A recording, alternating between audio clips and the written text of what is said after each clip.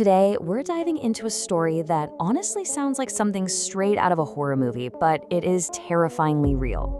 It's about a year the sun just vanished, about worldwide chaos, and, believe it or not, how one of the biggest natural disasters in history gave birth to two of literature's most iconic monsters. No, really, just stop and think about that for a second. We count on the seasons, right? They're this fundamental rhythm of our lives. But what if one year the world just skipped summer entirely? Well, for people living in the American Northeast, this wasn't some hypothetical question. On June 6th, well into what should have been the start of a warm summer, they woke up to a world that just made no sense at all. That's right, a half-foot of snow. In June, rivers were freezing over, birds were literally dropping dead out of the sky. This wasn't just some freak blizzard. It was a sign that something was deeply, fundamentally wrong with the planet.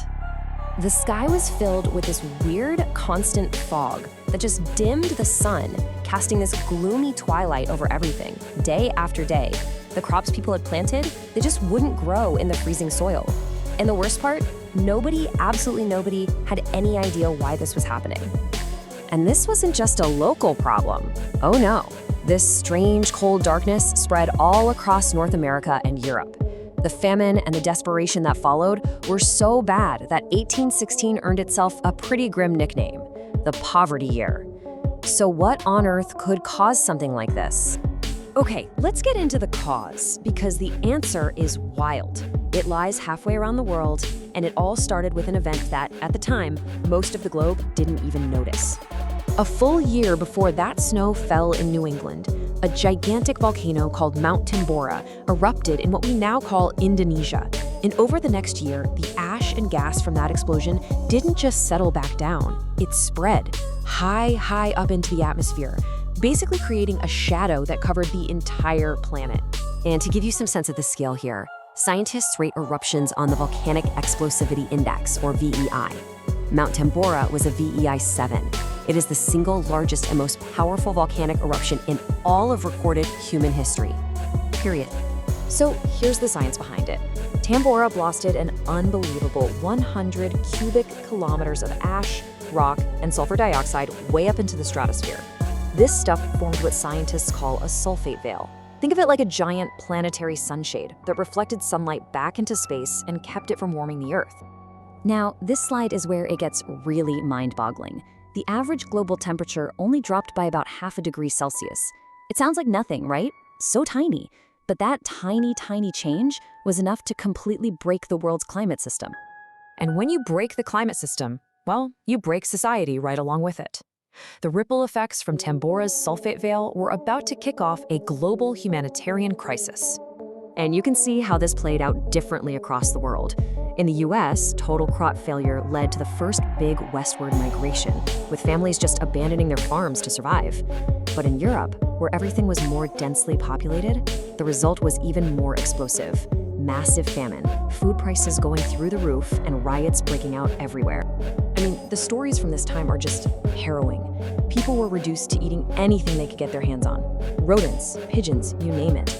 Governments were completely overwhelmed. Switzerland, which was facing total starvation, actually declared a national emergency. This was a world pushed right to the edge. But, and this is where the story takes a really unexpected turn, out of all this darkness and gloom and desperation, something completely unforeseen was born.